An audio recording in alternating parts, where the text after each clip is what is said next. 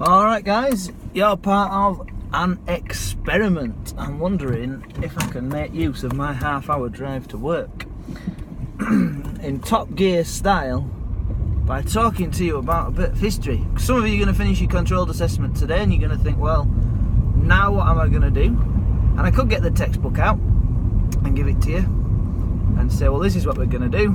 Get stuck in, find some stuff out and off we go. Well, that would be a bit boring. Instead, how's about I teach you? I probably won't have the time to explain this stuff in class because I'll be helping people who haven't finished their controlled assessment. So, Britain, 1939 to 1975. That's the period that we're going to start looking at from Monday in your double lesson then. I'm looking forward to it because I can actually start to teach you instead of just sit in the room with you, which is a little bit rubbish from my point of view. And I'd much rather be teaching you some stuff. There's 3 strands that we're going to learn about. So what I'm going to suggest that you do now is if we can sort out your folders, get a piece of A4 lined paper and write on the top Britain 1939 to 1975 at the top, and then making very clear underneath that there are 3 things that you're going to be asked about potentially on your exam more than any other. One is going to be the changing role of women. The second is immigration, and the third is the lives of young people.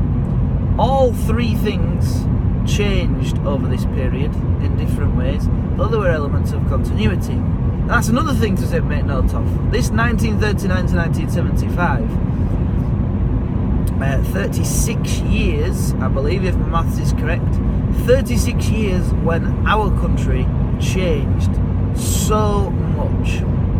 And the module is all about changing continuity on the one hand, but on the other hand, it's also about source analysis. So there's the 3 different topics that you could get asked about in the sources, and there's the 2 skills that we need to know. I suppose changing continuity has got to be the focus of our revision, and source analysis has got to be the focus of what we do to practice to get better. And practice is really the only way we're going to do this. So I'm going to tell you a little bit about those 3 strands. You might want to put them under different subheadings, and it will help ease you into the course. But before I do, I'll give you a bit of an introduction. So in 1939, as I would hope, as history students, many of you are aware, the Second World War happened. And in the Second World War, I can't remember off the top of my head the exact figures, but around, I think just over 300,000, nearly 400,000 in fact, nearly 400,000 British people died. Gone. Like that. Now if you think about when you hear about the death of one person in the vicinity where you live, or if you've ever had a tragedy like that, it's horrific and it leaves a great hole. Just short of 400,000 people is going to leave a huge hole, both in terms of like a mental hole, a psychological impact, but also economically as well. And that's when added to the fact that probably double that number were wounded. So we're looking at nearly 1 million people killed or wounded during the war. Some of those wounded might have recovered, but many of them would have never been the same again. And if you walked around the country in the late 1940s and 50s and to the 60s, it wouldn't have been uncommon to see people with a leg missing, with like really bad scarring on their face, and just generally terrible injuries. During the war, apart from that having then an impact on the British economy, because you can't just replace 1 million people. That just doesn't happen. Well, I say 1 million, 400,000, and then people who are going to be maybe less effective than they were before. And well, have a little think. How did we replace those 1 million people? Give you a chance to think.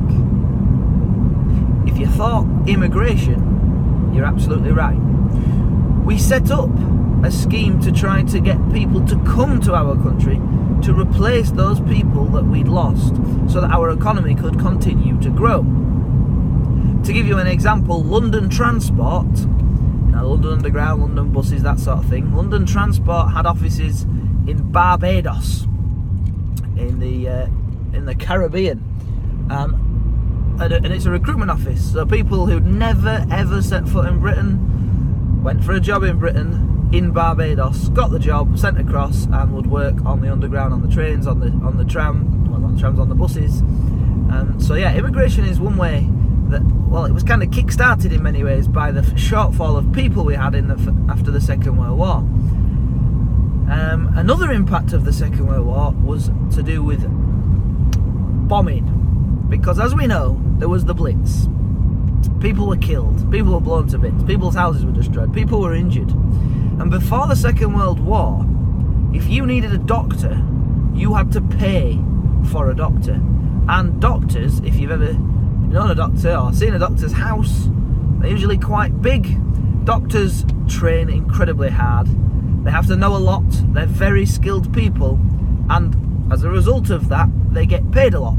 Therefore, going to see a doctor is very, very expensive.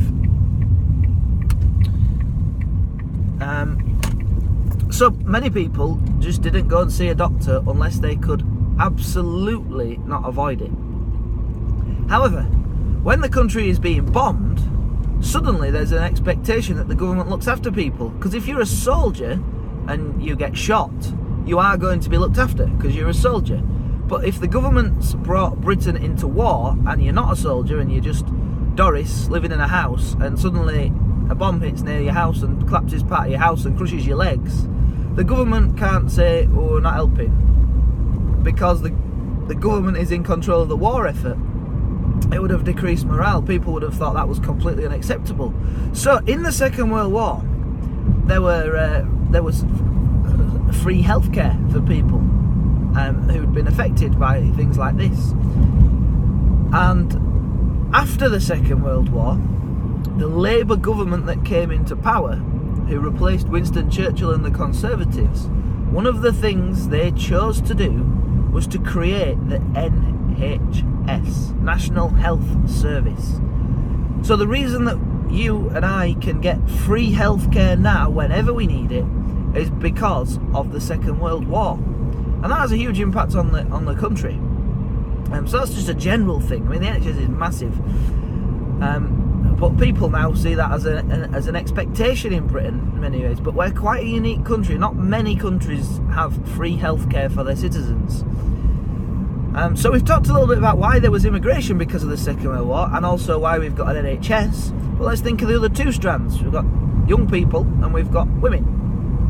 Well, we'll start with young people. Young people during the war suffered in a number of ways. I'd say three. I maybe think of more as I'm talking. But one way that they suffered was because they didn't get the school that they would normally have got. Many of the male teachers went off to fight. Many of the other teachers, maybe women or older men, might have left teaching to go and do some essential war work. So that there was a colossal shortage of teachers. And they did part-time schooling a lot of the time anyway. So they didn't have the normal school hours. They were very often taken, of course, through evacuation, miles away from their homes.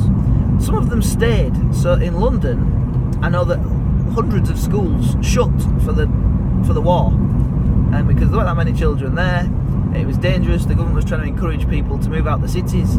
So, to cut a long story short, people's education was massively disrupted. And you might think, so what? But think carefully about why we pay so much money. We're talking billions on education in this country. It's not because the government's nice and it thinks, oh, we better get them an education, it's only fair. It's because when you grow up, you are supposed to contribute to our country's economy. And if you are not educated and prepared to enter the world of work, then you're not going to be able to contribute to the economy as effectively as you would otherwise. And this can have a knock-on effect on the economy through the 50s. It took us until the 60s to really start to recover, and this might have been one reason why, you see. Furthermore, the process of being sent away from your family, well, you guys are 15 or 16 years old, so let's say when the war broke out you'd have been 9, if that was 6 years ago from this point. Let's say we're thinking at the end of the war, 9 years old. Can you imagine when you were 9 years old, 6 years ago, being sent away from your family? And you might have got the odd visit, but it wouldn't be very often. 6 years without your mum and your dad or whoever you happen to live with. How different would you be now? Think of everything that happened in those 6 years. Some people went back, they'd been sent away when they were 4. People don't have very strong memories of what happened when they were 4. When they're 10, they've been sent back to their parents, and they're essentially strangers. Also, some people had horrific experiences when they were out there being evacuated. Most people were alright. Some people had an amazing time, some people had terrible experiences.